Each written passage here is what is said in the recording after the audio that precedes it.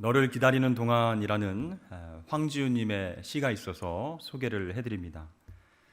내가 오기로 한 그 자리에 내가 미리 가 너를 기다리는 동안 다가오는 모든 발자국은 내 가슴에 쿵쿵거린다. 바스락거리는 나뭇잎 하나도 다 내게 온다. 기다려본 적이 있는 사람은 안다. 세상에서 기다리는 일처럼 가슴 애리는 일 있을까? 내가 오기로 한 그 자리, 내가 미리 와 있는 이곳에서 문을 열고 들어오는 모든 사람이 너였다가 너일 것이었다가 다시 문이 닫힌다. 사랑하는 이여, 오지 않는 너를 기다리며 마침내 나는 너에게 간다. 아주 먼 데서 나는 너에게 가고 아주 오랜 세월을 다하여 너는 지금 오고 있다. 아주 먼 데서 지금도 천천히 오고 있는 너를 기다리는 동안 나도 가고 있다. 남들이 열고 들어오는 문을 통해 내 가슴에 쿵쿵거리는 모든 발자국 따라 너를 기다리는 동안 나는 너에게 가고 있다. 기다림 하면 우리는 대개 소극적이고 수동적인 태도만을 생각하게 됩니다. 그러나 사랑하는 누군가를 기다릴 때 우리의 태도는 적극적으로 변하게 됩니다. 카페에서 문을 열고 들어오는 사람이 너였다가 너가 아니었다가 합니다. 그렇게 한참 동안을 카페 문을 바라봅니다. 그런데 정작 바라보는 것은 그 문이 아니라 사랑하는 사람입니다. 기다림은 바라봄으로 연결되는 것입니다. 그러다가 내가 너에게 간다라고 시인은 말하고 있죠. 너를 기다리는 동안 나는 너에게 가고 있다. 저도 아내와 결혼하기 전에 장거리 연애를 조금 했습니다. 제가 차를 타고 가는 시간, 또 차 타고 오는 아내를 기다리는 시간 얼마나 설레었는지 모릅니다. 일찍 도착하려나 아니면 늦게 오려나, 차가 막히는가, 또 저 문을 열고 들어올 때 오늘은 어떤 옷을 입고 올까, 어떤 머리 스타일을 하고 올까, 여러 가지 생각 때문에 가슴이 두근거렸습니다. 저 문을 열고 들어오면 나는 어떤 말로 인사를 해야 될까? 기다리는 그 시간이 결코 지루하거나 힘들지 않았습니다. 이미 제 마음은 아내를 향해서 가고 있었기 때문입니다. 지금은 어떻다고 제가 말씀을 드릴 수가 없지만 장거리 연애를 했을 때 그랬다라는 것입니다. 여러분, 누군가를 애타게 기다린다는 것은요, 만남에 대한 소망을 품고 적극적으로 상대방을 바라보는 것입니다. 그 마음은 이미 만나진 않았지만 그 마음은 이미 상대를 향해서 가고 있다, 그런 뜻이죠. 이 대림절은 이 땅에 오신 메시아, 앞으로 오실 메시아를 기다리는 그런 절기입니다. 그 기다림 속에서 우리는 여전히 주님을 향한 가슴 뛰는 그런 설레임이 있습니까? 적극적으로 우리는 주님을 기다리면서 주님을 바라보고 있습니까? 사실 모든 기다림은 참 힘들고 어렵습니다. 특별히 빨리빨리 문화가 익숙한 우리들은요, 기다리는 것이 특히 어려운 것 같습니다. 외국에 나가보면요, 대중교통도 식당도 문화 공연도 우리나라처럼 빨리 되는 것이 없기 때문에 굉장히 답답한 마음이 듭니다. 그래서 왜 이렇게 늦습니까? 우리나라 같으면 벌써 다 해결하고 바로 출발했을 텐데 언제까지 기다려야 합니까? 하면서 애꿎은 가이드만 괴롭히게 되는 것이죠. 우리나라 사람들뿐만 아니라 모든 사람들 해당되는 얘기죠. 모든 기다림은 힘이 들다라는 것이죠. 그러나 여러분, 중요한 것은 그 기다림의 시간 속에서도 하나님은 우리의 삶 가운데서 역사하십니다. 어떻게 역사하실까요? 그 기다림의 시간 속에서 예수님을 바라볼 수 있도록 우리를 도우신다라는 것을 믿어야 한다는 것이에요. 야고보 사도가 살던 그 시대에는 예수님을 믿는다는 것은 굉장히 쉽지 않았습니다. 여러 가지 박해와 고통과 어려움이 찾아왔어요. 그래서 예수 믿는 많은 사람들이 예수님 곧 다시 오실 것이다 라고 하는 재림을 기다리고 있었습니다. 그 약속을 믿고 기다렸지만 그 약속이 성취되는 것은 쉽게 오지 않았다라는 것이죠.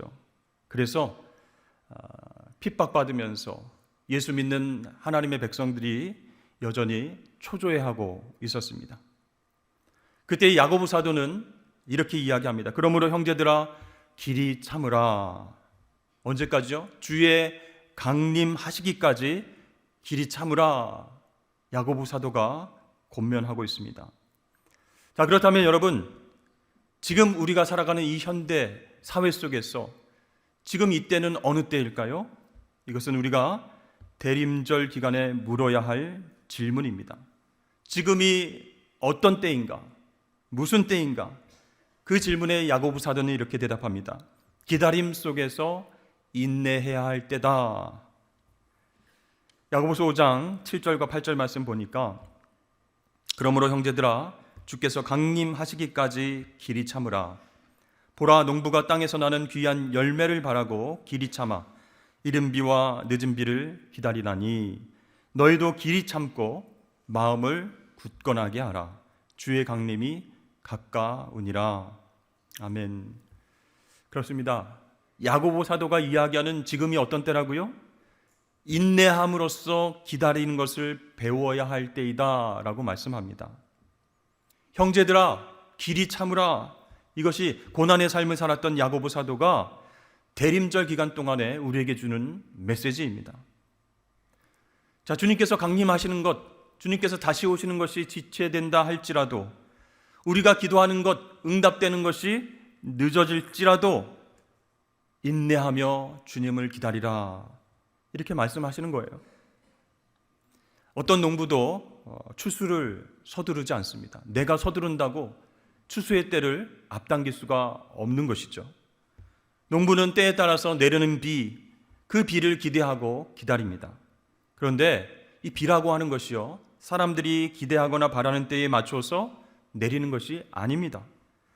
또 비가 내린다고 할지라도 곡식과 열매가 무르익어서 추수하기까지는 여전히 시간이 걸린다는 것이에요. 그래서 야고보 사도는요, 이 농부의 이야기를 하면서 농부와 같이 일이 더디 이루어질지라도 인내하라 라고 권면하고 있습니다. 그렇습니다. 농부는 기다림 속에서 인내하고 있어요.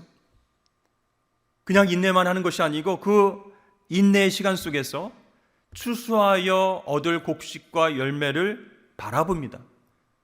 즉 기다림 속 인내는 곧 열매를 바라볼 수 있게 해준다, 그런 뜻이 있습니다. 여러분, 우리가 겪고 있는 고통과 어려움, 시련이 있습니다. 그 가운데서 가장 중요한 것이 무엇일까요? 인내하는 것입니다. 이 기다림 속에서 인내하면 예수 그리스도를 바라볼 수 있기 때문이에요. 그러면 그 기다림 속에서 시련과 고통이 올지라도 그것을 능히 이길 수 있는 힘을 주님께서 우리에게 주실 줄로 믿습니다. 결국 그 기다림 속에 인내하며 주님을 바라보면 우리의 인격과 신앙이 성숙하게 되는 유익이 있게 된다라는 것이죠.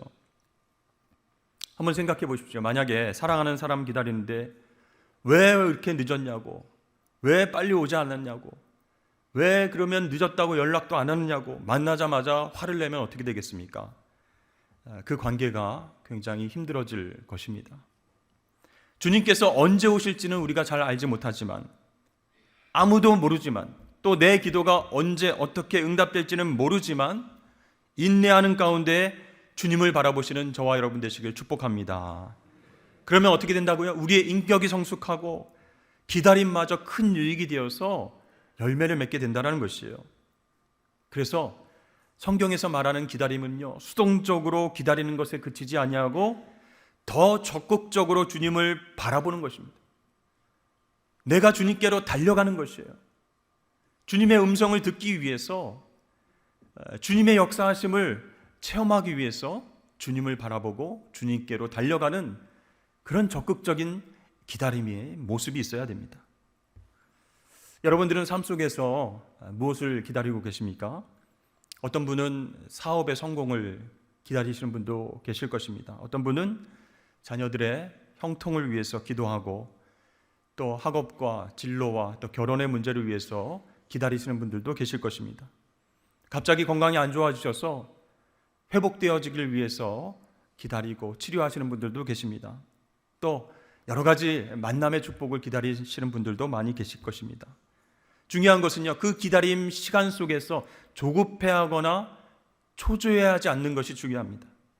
인내하며 기도할 때에 주님을 바라볼 수 있게 되고 주님의 성품을 닮아가게 될 것입니다. 여러분, 저와 여러분들이 겪는 고통과 어려움과 시련은요, 영원히 지속되지 않는 것이에요. 그것을 깨닫는다면 인내하는 일, 견디는 일이 실제적으로 더욱 쉬워질 것입니다. 우리가 운전하다 보면요, 긴 터널을 지날 때가 있어요. 아유, 이 터널은 왜 이렇게 긴 거야? 가도 끝이 없네. 끝없이 계속되는 것처럼 느껴진다 할지라도 터널 끝에는 밝은 세상이 기다리고 있음을 믿으십시오. 그리고 인내하면서 계속 운전해 나가십시오. 그러면 곧 통과해서 빛을 보게 될 것입니다. 시편 105편 말씀에 곧 여호와의 말씀이 응할 때까지라 그 말씀이 저를 단련하였도다 라고 얘기합니다. 그렇습니다. 우리의 기도 응답이, 약속의 성취가, 또 주님의 재림이 지체됨에도 불구하고 말씀을 붙잡고 주님 바라보면서 인내하며 기다리면 우리는 성숙으로 나아갈 수 있습니다. 그 기다림 속에서 주님을 바라보는 놀라운 영적인 유익이 있게 될 줄로 믿습니다. 누가복음 1장을 보면요, 잉태한 두 여인이 기다림을 통해서 인내를 배우고 있는 장면이 나옵니다. 분명히 그녀들은 임신한 모든 여인들이 그러하듯이 출산을 기다리고 있었는데요, 그런데 좀 특별합니다. 그녀들에게는 다른 사람들보다 훨씬 더 힘든 그런 기다림이었다라고 할 수 있어요. 왜냐하면 그녀들의 임신은요, 많은 위험과 불편이 따르는 것이었기 때문이었습니다. 그 둘 중 하나는 엘리사벳이라고 하는 나이든 갱년기의 여성입니다. 또 다른 사람은 결혼도 하지 않은 처녀 마리아였습니다. 둘 다 임신을 한 것이에요. 두 사람 모두 임신한 것이 기쁨과 축복이라기보다 매우 난처하고 심란하고 어려운 상태였습니다. 우선 사가랴와 엘리사벳은 아이를 가질 수 없었습니다. 그들 가정에는 아이가 없는 채로 세월이 계속 흘러갔었죠. 그들은 그저 기도하고 기다리면서 아이를 가지기 위해서 노력할 뿐이었습니다. 하지만 이제 아이를 가질 수 있다라고 하는 희망이 이제 서서히 꺼지게 되었어요. 많이 포기한 상태가 되었습니다. 두 사람 모두 다 늙어서 자녀를 생산할 능력이 없어졌기 때문이죠. 그러나 하나님께서는 이 가정 가운데 그분의 목적을 성취하셨습니다. 그래서 천사가 나타났어요. 내 아내 엘리사벳이 내게 아들을 낳아줄 것이다. 천사가 늙은 제사장 사가랴에게 이렇게 얘기했어요. 그러니까 사가랴가 아닙니다. 내가 굉장히 늙었고 아내도 나이가 많이 들었습니다. 이렇게 한마디로 천사에게 불가능하다라고 말했습니다. 이 사가랴가 생각할 때는요, 천사가 실수했지 않을까, 다른 사람에게 줄 메시지를 나에게 와서 전하지 않았을까, 도저히 믿을 수 없었기 때문에 손사래를 치면서 아닙니다 이렇게 얘기를 했습니다. 그러자 그때 사가랴는 벙어리가 되었습니다. 엘리사벳의 임신 기간 내에 말을 할 수 없는 상태로 지내야만 했다라는 것이죠. 자, 여러분, 말을 할 수 없습니다. 임신하고 아이가 태어날 때까지 거의 10개월 동안 말을 할 수 없는 거예요. 얼마나 답답했겠습니까? 여러분, 이 사가랴에게 이 기다림의 시간이 얼마나 힘들었을지 상상해 보십시오. 그러나 약속은 현실로 나타나기 시작했습니다. 엘리사벳이 잉태를 한 것이에요. 여러분, 천사가 그렇게 아내의 잉태 소식을 알렸는데 사가랴가 아니다라고 대답을 했죠. 그때 하나님께서는 사가랴의 입을 막으시고 말을 할 수 없는 상태로 만드셨다는 것이죠. 어떤 의미가 있을까요? 영적으로 이 입술을 막으시고 말을 하지 못하게 한 것은 하나님의 일하심을 바라보라, 그런 뜻이에요. 불평과 의심과 불만을 가지고 하나님의 말씀을 재단하지 말고 그 눈으로 기적을 바라보라, 그런 뜻이 있어요. 엘리사벳이 아이를 잉태했습니다. 늙은 나이에 잉태를 했어요. 그러자 그녀는 주께서 이렇게 행하심이라 외치면서 하나님을 찬양했습니다. 기다림에 관한 이 놀라운 이야기는 이후에 이 가정 가운데 세례 요한이 태어나면서 성취되었습니다. 그리고 마침내 사가랴가 다시 말할 수 있게 되었습니다. 이제 말을 할 수 있게 되었을 때 무슨 말이 터져 나왔을까요? 하나님을 찬양합니다. 전능하신 하나님을 높여드립니다. 이렇게 입술로 하나님을 높여드리게 되었습니다. 그렇습니다. 사가랴와 엘리사벳은 잉태와 출산의 기다림 속에서 말씀하시는 그 주님을 바라보았고 말씀이 성취된 것을 직접 확인하게 되었다라는 것이에요. 여러분, 사랑하는 주님을 기다리고 기도 응답을 기다리는 그 시간에 인내하면서 주님을 바라본다라고 하는 것은 구체적으로 무엇을 뜻할까요? 여러분, 혹시 지갑 속에 주님의 얼굴 사진이 있습니까? 주님의 형체를 보신 분이 있습니까? 주님을 바라보라, 뭘 바라보라는 것일까요? 여러분, 기다림의 시간 속에 주님을 바라보라라고 하는 것은요, 주님의 말씀 안에 소망을 두라, 그런 뜻입니다.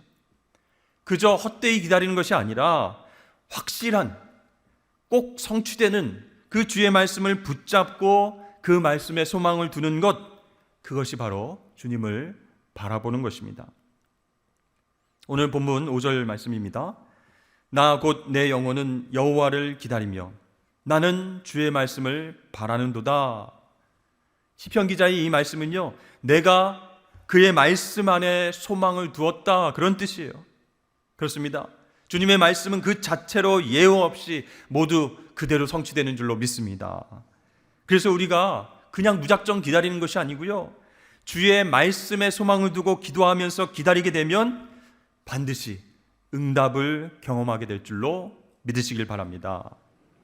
시인은 이어서 6절에서 파수꾼이 아침을 기다림보다 내 영혼이 주를 더 기다리나니 참으로 파수꾼이 아침을 기다림보다 더하도다, 이렇게 고백하고 있습니다. 여러분, 파수꾼은 어떤 일을 하는 사람이죠? 밤새도록 성문을 지키는 사람입니다.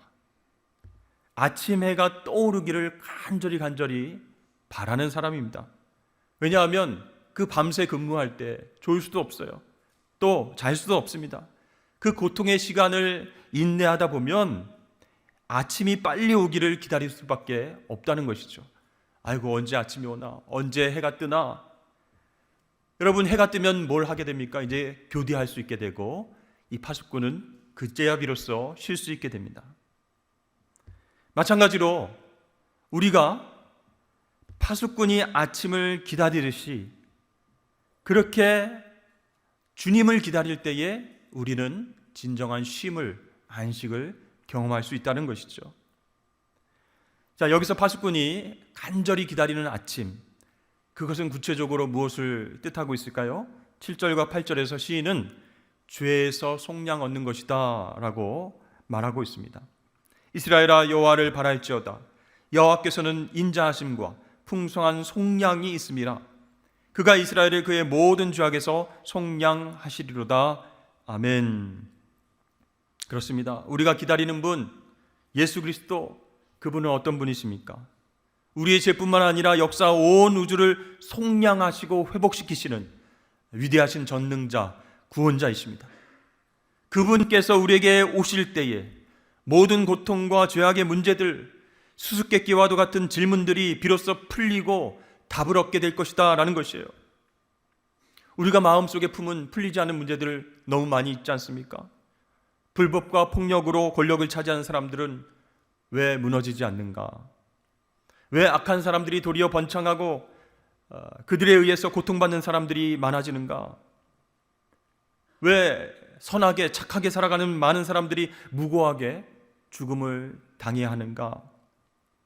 왜 아프리카 대륙에서는 수많은 사람들이 기근으로 안타깝게 죽어가고 있는가? 그래서 사람들이 어찌 보면 기다리는 것은 어둠 속에서 풀리지 않는 수수께끼 같은 문제들이 분명하게 드러나는 것, 그것을 기다리고 있을지 모릅니다.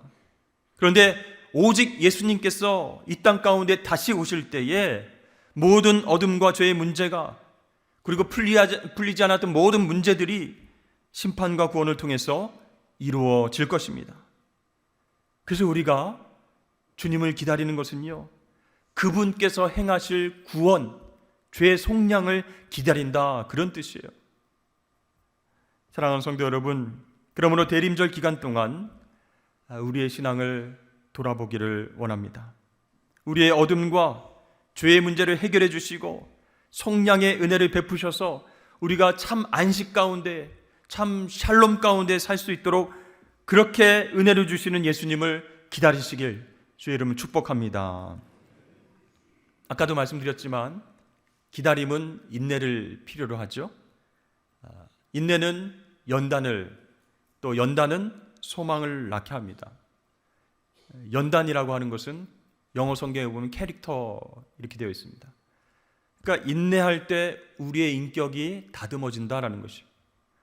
기도하면서 인내하는 시간 동안 뜨거운 불에 담금질 하는 그런 금과 은처럼 단단해지고 우리의 인격이 만들어진다.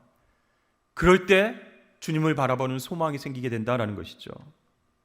그렇습니다.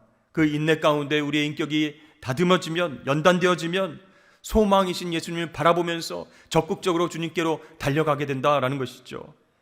그래서 우리는요, 어떠한 순간 속에서도, 어떠한 상황 속에서도 잘 기다리는 것이 중요하다라고 할 수 있습니다. 우리를 사랑하시는 하나님께서는요, 우리의 기다림에 응답하셔서 세상의 빛 대신 예수 그리스도를 이 땅에 보내주셨습니다. 그리고 우리는 날마다 그분의 임재를 기다리고 있어요. 그분의 다시 오심을 기다리고 있습니다. 그 기다림 속에서 인내하며 살아갈 때 우리의 삶은 변화될 수 있습니다. 우리의 삶은 성장하여서 하나님께 기쁨을 드리는 삶으로 나아갈 수 있습니다. 고통과 죽음의 그늘 아래에 있을 때에도 오늘 시편 기자처럼 찬양하면서 주님을 바라보게 될 줄로 믿습니다. 제가 요즘 신방하다 보면요, 너무나 안타까운 상황 속에 계신 분들이 많이 계십니다. 평소에는 굉장히 건강하셨는데요, 갑자기 안 좋아지셔서 수술을 하고 회복하시는 분도 계십니다. 암 투병 후에 간신히 건강을 되찾았는데 또 다른 암이 발견되어서 그렇게 치료하셔야 되는 분들도 있습니다. 또 사업의 실패와 경제적인 어려움으로 마음이 흔들려서 예배 나오는 것도 어려워하시는 분들도 계셨고요. 또 자녀들의 학업과 미래와 또 결혼 문제, 또 취업의 문제로 힘들어하시는 분들도 만났습니다. 믿지 않는 부모님, 신앙 없는 배우자 때문에 지치신 분들도 많이 있었습니다. 제가 그분들의 기도 제목을 듣고 함께 기도하지만 하나님께서 언제 어떻게 응답하실지는 모릅니다. 그러나 확실한 것은 그 모든 시련과 고통 속에서도 하나님께서 일하신다라는 사실입니다. 우리가 인내함을 통해서 연단받고 예수 그리스도를 바라보길 원하시면서 우리 하나님 우리를 도와주십니다. 그러니 여러분 힘을 내십시오. 날마다 주님의 임재를 기다리고 기도하십시오. 고통 가운데 계실지라도 힘들지라도 인내하면서 우리 주님을 인격적으로 만나시길 소망하십시오. 그러면요, 말씀 가운데 임하시는 주님을 바라보게 될 줄로 믿습니다. 파수꾼이 아침을 기다리는 그 절박한 마음으로 그렇게 기다리면서 기도하십시오. 모든 죄악과 삶의 문제들을 해결해 주시는 예수 그리스도를 인격적으로 만나서 우리 삶 가운데의 평안함을, 쉼을, 안식을 우리가 경험하게 될 줄로 믿습니다. 여러분, 이 대림절 기간 동안 그러한 기다림으로 주님을 바라보시는 저와 여러분 되시길 주의 이름으로 축복합니다.